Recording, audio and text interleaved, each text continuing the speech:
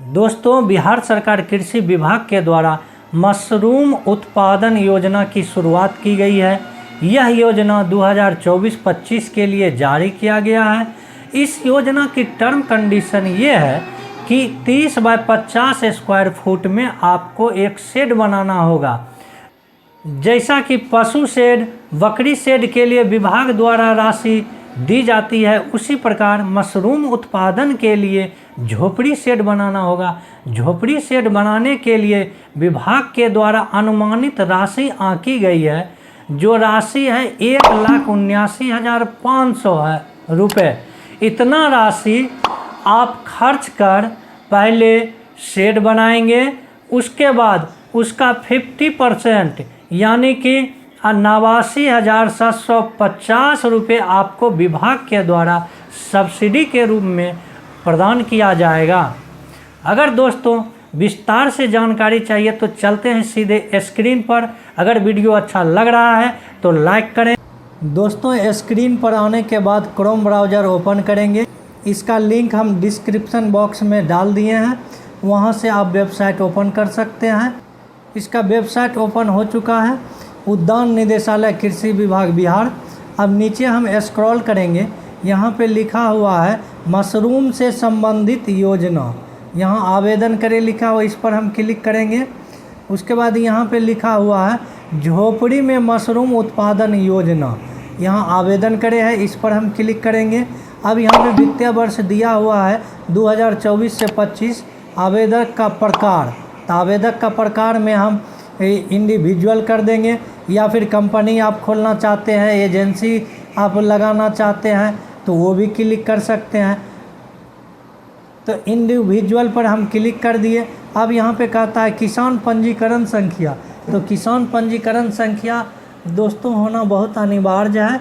जिन किसान के पास अगर पंजीकरण संख्या नहीं है तो वो पहले किसान पंजीकरण करवा लें, उसके बाद ही इस फॉर्म को फिल कर पाएंगे। जैसे मेरे पास पंजीकरण संख्या है तो इसको हम डाल देते हैं। पंजीकरण संख्या डालने के बाद यहाँ सर्च का ऑप्शन दिया हुआ है, इस पर हम क्लिक करेंगे। क्लिक करने के बाद हमारा सारा डिटेल्स यहाँ पे खुल करके आ जाएगा। उसके बाद मेरा यहाँ पे खाता IFSC कोड भी डाला हुआ है, इसलिए यहाँ पे खाता नंबर नहीं लगेगा। अब यहाँ पे कहता है कि आवेदित ज़मीन का पता और किसान पंजीयन का पता एक ही है तो टिक करें, तो मेरा एक ही है तो हम टिक कर देंगे। जिनका अलग अलग है तो वो टिक नहीं करेंगे। अब पिन कोड मांगता है तो पिन कोड हम डाल देंगे। उसके बाद अवयव का नाम, मेन यही चीज़ है दोस्तों, यही है मशरूम प्रोडक्शन, इस पर हम क्लिक कर देंगे। अब यहाँ पे देखिए लिखा हुआ है यूनिट कॉस्ट 1,79,500। इसमें सब्सिडी मिलेगा 50% ऑफ करके 89,750 रुपये का सब्सिडी आपको प्राप्त होगा। अब यहाँ पे नीचे चलते हैं तो खाता संख्या, ज़मीन के रसीद में खाता संख्या रहता है, खेसरा संख्या रहता है। रकबा एकड़ में बोलता है तो रकबा एकड़ में डाल दीजिएगा। एड नो, अगर दूसरा भी रसीद है, दूसरा भी रकबा है तो उसका भी डिटेल्स यहाँ पे एड न्यू रो, तो उसका भी डिटेल्स यहाँ पर एड न्यू रो पर क्लिक करके आप डाल सकते हैं। अब यहाँ पे कहता है प्रस्तावित भूमि पर पूर्व में इसी अवयव में अनुदान प्राप्त। अब यहाँ कहता है प्रस्तावित भूमि पर पूर्व में इसी अवयव में अनुदान प्राप्त किया है, तो अगर हम अनुदान इसी भूमि पर लिए हैं तो हाँ करेंगे, अन्यथा नहीं करेंगे। तो हमने नहीं लिया तो हम नहीं करेंगे।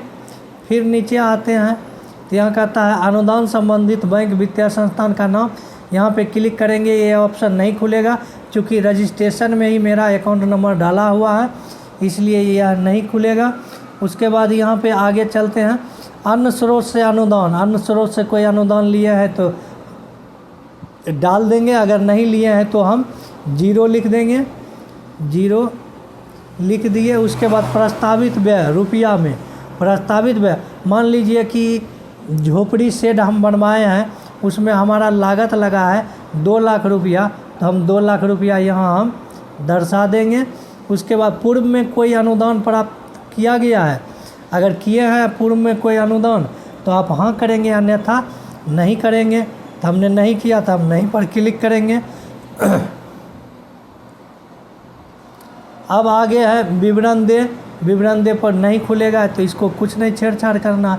अब यहाँ पे है वंशावली या फिर ज़मीन का रसीद या LPC या जमाबंदी, उसका PDF फाइल बना करके यहाँ पर हम अपलोड कर देंगे। उसके बाद है लेआउट प्लान मतलब झोपड़ी सेट जो हम बनाएंगे तो उस पर 30 बाय 50 का स्क्वायर फुट में किस प्रकार से बनाएंगे उसका प्लान बना करके पेपर में उसका PDF बना करके अपलोड कर देंगे। उसके बाद मशरूम उत्पादन के लिए हमने प्रशिक्षण कहाँ से लिया था उसका प्रमाण पत्र PDF में हम अपलोड करेंगे। प्राक्कलन राशि जो हमने खर्च किया 2 लाख रुपया उसका भी पेपर हम यहाँ पर अपलोड करेंगे। आवेदक का एक फ़ोटो यहाँ पर हम अपलोड करेंगे। सारा डॉक्यूमेंट कुल मिलाकर के 500 KB के नीचे होनी चाहिए। उसके बाद हम टिक करेंगे और आवेदन दर्ज करें पर हम क्लिक करेंगे। मेरा आवेदन सफल हो जाएगा और आपके पास एक मैसेज चला जाएगा। उस मैसेज को आप देख सकते हैं कि आपका ऑनलाइन आवेदन सक्सेस हो गया। दोस्तों उम्मीद है कि आपको ये वीडियो ज़रूर अच्छा लगा होगा। अगर अच्छा लगा हो तो सब्सक्राइब कीजिए, लाइक कीजिए, कमेंट कीजिए, शेयर कीजिए। धन्यवाद। जय हिंद।